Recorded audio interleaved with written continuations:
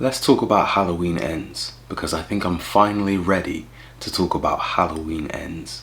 Now, I saw this film on Sunday last week, so it's been almost a whole week since I've seen the film, and I purposely waited that long for a couple of reasons.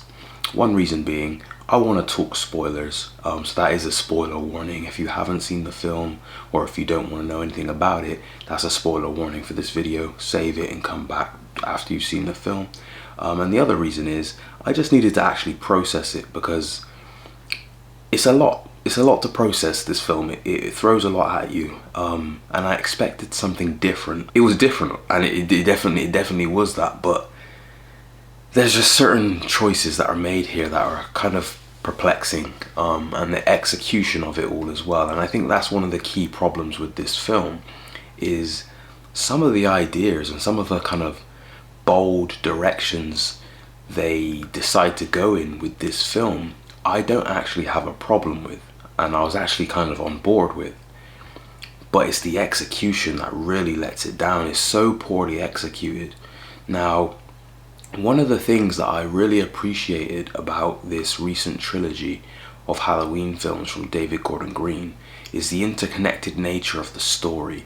Halloween 2018 and Halloween Kills are both set on the same night, and there's little elements between the two films that connect together, some of which that you wouldn't even notice if you're not paying that much attention. For example, there's characters that briefly appear in that 2018 film as basically extras that you're not really focused on because you don't think they have any relevance, and that's because they have no relevance in that first film.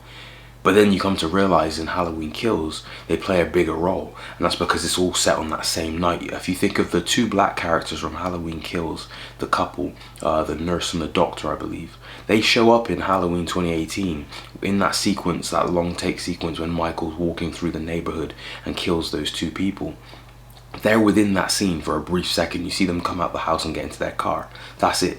So you'd think they're extras when we saw that film back then, but then in the second movie they get a more prominent role. Same with the black lady, the older black lady who gets killed in the second movie. I didn't know until after I'd seen the second movie and someone mentioned it that she was actually the person working at the cemetery that shows the podcasters the grave. And it's little things like that that I really appreciated about how this trilogy was kind of mapped out. Seemingly mapped out anyway in the beginning at least. Now, what I find also very perplexing about this film is this film was announced when Halloween Kills was announced, meaning that they knew they were going to do the trilogy from back then. These two, Halloween Kills and Halloween Ends, were initially going to be shot back to back, but that didn't end up happening, and I think the pandemic played a part within that. But my confusion is, given that they knew they were making this film so many years in advance, I don't know how this script could feel as disjointed as it is for this final film. Now, there's rumors that they actually rewrote it, so apparently it was originally going to be set on the same night as the other two movies. For some reason, and I don't know why, apparently they decided to change that. So I was expecting the film to pick up where we left off, especially with the cliffhanger ending of the last film where Laurie's daughter gets killed.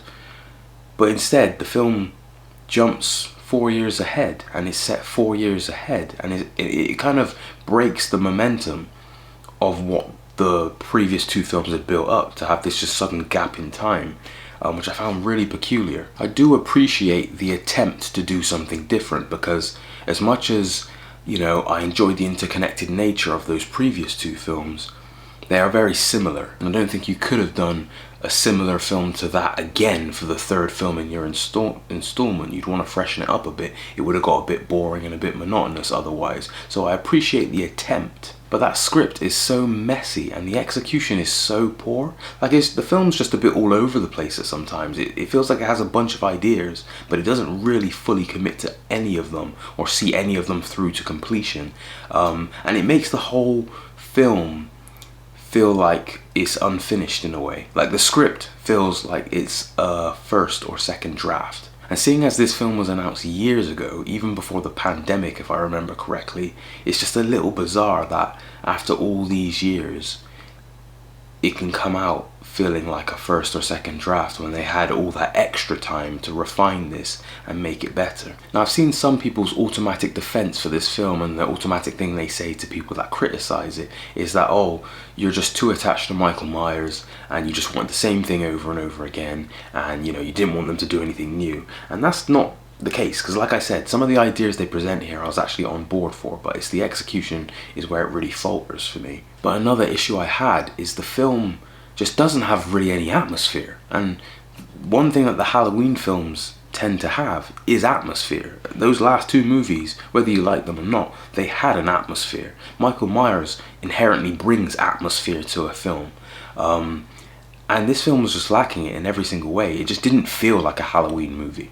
And I'm not even saying that directly in terms of it feeling like a Halloween movie in this franchise, but it just didn't even feel representative of the Halloween holiday in any way. There wasn't really any scenes where you got to see that, aside from one party scene where they're at a Halloween party.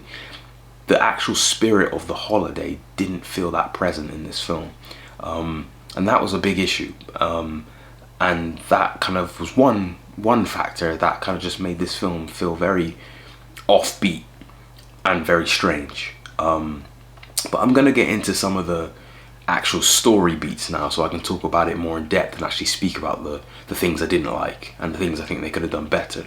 The opening of the film. Now, the opening of the film is probably the only element of the film that kind of felt like a Halloween movie, because it has this whole setup with this new character, I believe it's called Corey if I remember his name correctly, and he's babysitting in this house with this kid, and there's this whole kind of, in fact, I said the film has no atmosphere. This one scene at the beginning did, and it had, a nice slow build up within the sequence, and it's set a year after the previous film, and there's a lot of paranoia going around in Haddonfield about the whereabouts of Michael, and everyone that gets killed in the city, people are paranoid that it's Michael doing it.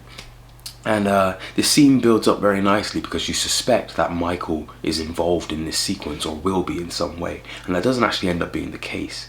Through a series of events, Corey ends up accidentally being a part of the killing of this child, in which a brutal scene, he gets accidentally knocked over the stair banister, and lands and basically breaks his neck and dies in front of his parents.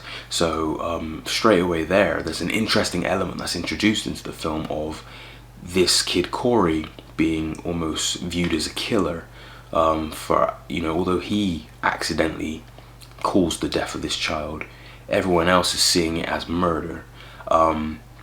And given the traumatic history of that town with Michael Myers and the paranoia, I thought that was an interesting direction to start the film off with, and it was.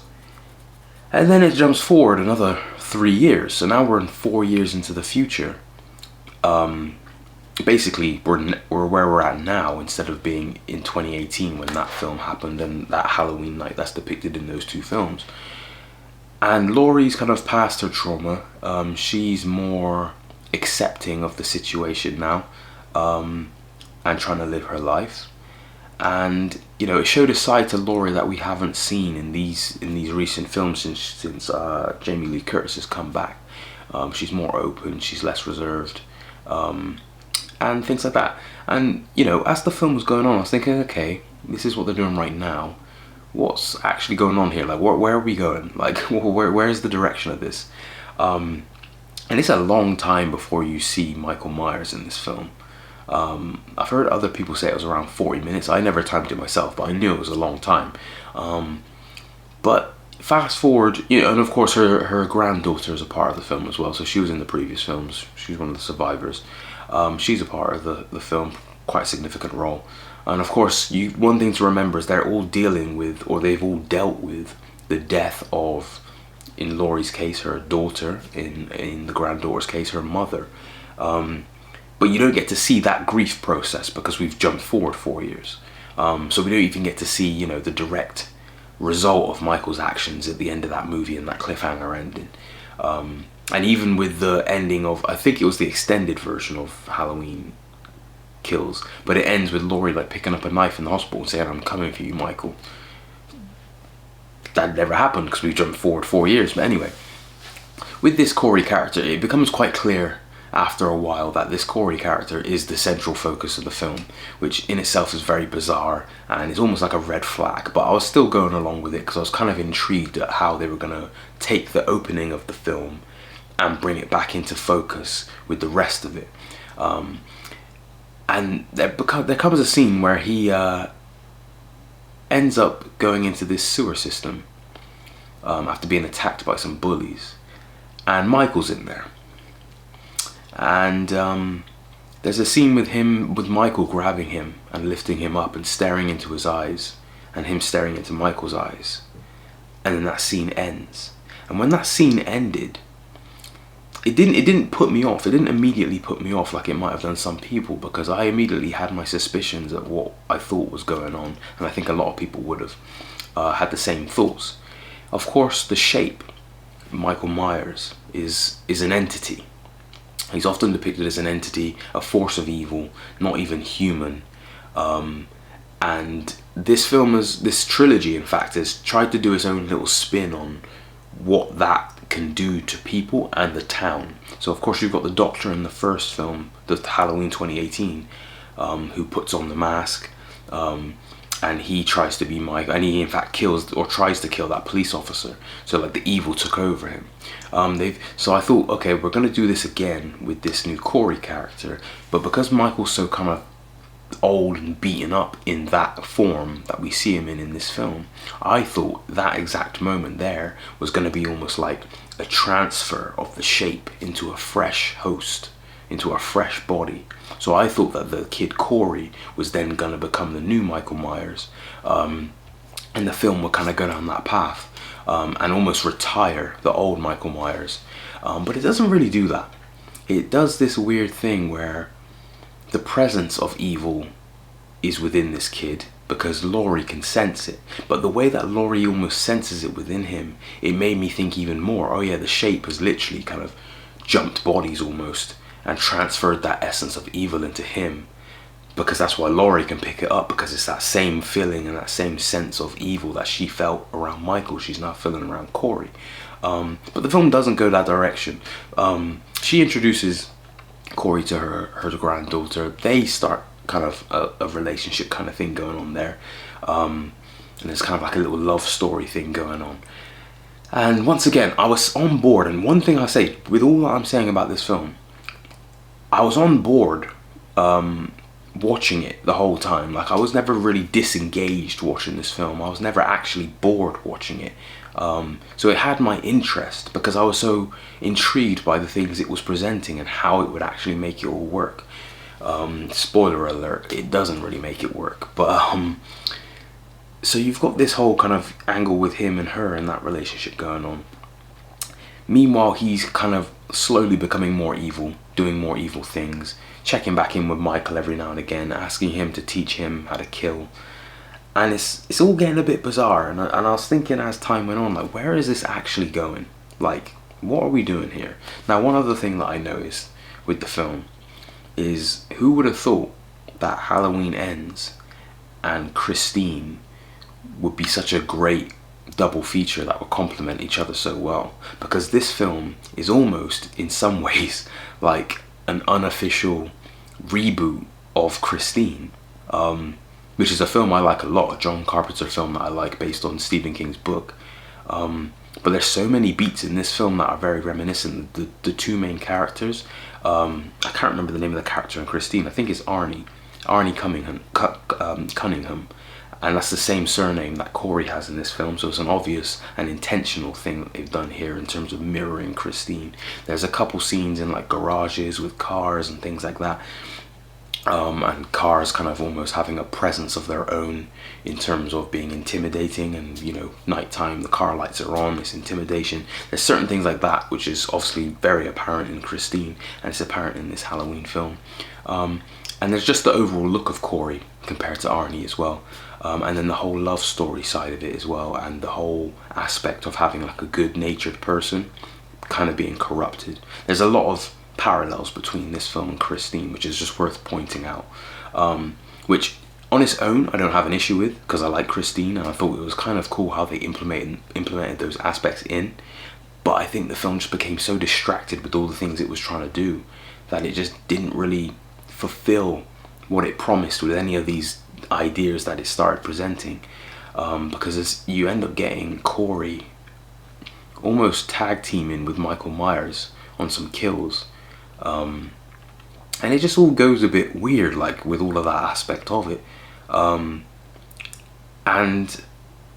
they save the kills, most of the kills, for like the last 20 minutes of the film.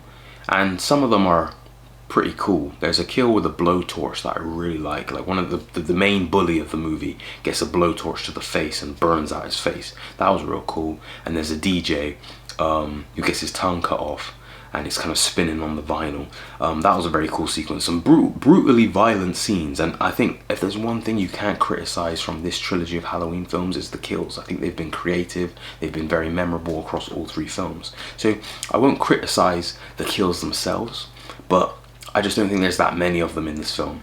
Coming off the back of Halloween Kills, which did what it says on the label, it had a lot of kills. It had 31 kills, maybe even a couple more in that film. Insane body count for one horror film.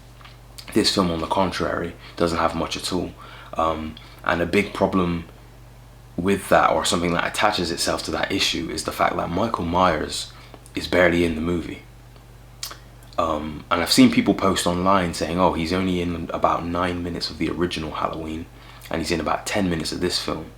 So people try to say that as a way of saying, oh look, he's still in the film a lot because he's in it more than he was in the original. How long the character's actually in the film isn't as important as how you use the character in the time that you give. So although he's in the film longer by about a minute than he was in the original film in those 9 minutes created an icon with how they utilized that character. And although he was only visible for 9 minutes, the presence of that character could be felt throughout the whole film. Whereas in this film, Michael's presence isn't there at all, really. And even when he's on screen, that presence still isn't really there. And I think that was a major fault of the film, was how they handled, or in this case mishandled, Michael Myers. And I think that's a big factor as to why a lot of people were unhappy with this film, especially because it's billed as the end of this trilogy, potentially franchise overall. People are paying to come and see Michael, and they didn't really get Michael in this film. And what they got instead could have been something interesting, but then it just didn't fulfill what it was doing. And in regards to that, with what I'm saying in regards to that is, they were doing, what they were doing with Corey in this film, as I said, him progressing down this path of evil. I had it in my head as I was watching the film, okay, he is basically going to become the new Michael Myers. The old one's going to pass on that, old body that, Michael Myers as we know is going to move on. And it's going to be Corey now that's going to almost take up the mantle, if you will, because the shape has transferred into this body. What they did with this film was essentially, as the film reached its climax, they creatively pulled out. See what I did there?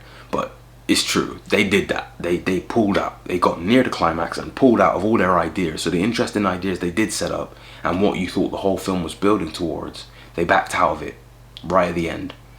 And how they did that is they essentially, I'm not going to go into detail with all of it because I'll be here forever, but they essentially killed off Corey.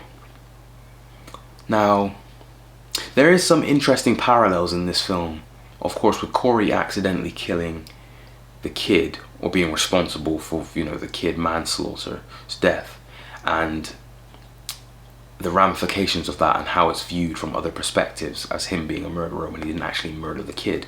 They do some interesting things like that and flip it on Laurie's side of it by having him kill himself in front of Laurie, and it looked like Laurie killed him to the granddaughter, sorry.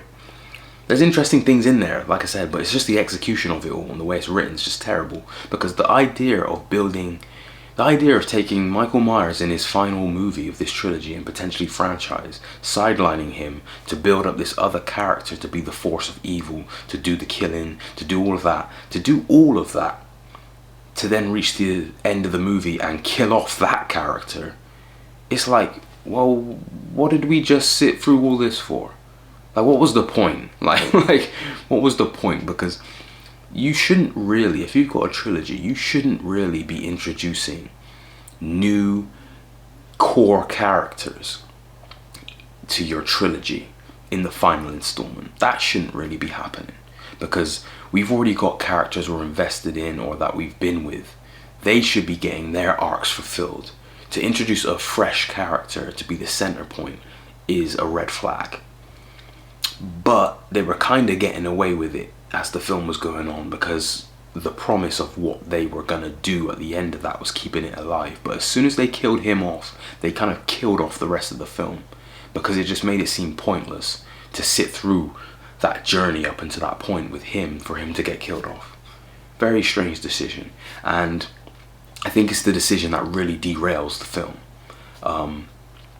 And another thought I had, which is very interesting, that makes me very curious about the direction this third film went in through production, because to me it makes more sense if you had Allison, which is the name of the granddaughter, if she occupied the role that they created for Corey in this film. I think it would have worked a lot better. Not only because she's a character, a key character that we've witnessed throughout the trilogy, so you're not introducing us to someone new, but also it makes more sense because she just witnessed in the last film Michael kill her mother. Michael killed her father as well, and her boyfriend. So at the end of Halloween Kills, Michael killed her boyfriend and her mother.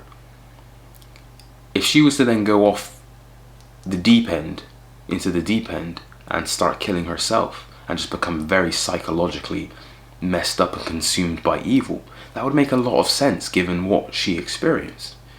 So it would just make a lot more sense, and it would be, the development and the arc of a central character of this trilogy, so it would benefit it more in that sense as well. Another thing, the final shot of Halloween 2018 is of her clutching at the knife, and it cuts to black.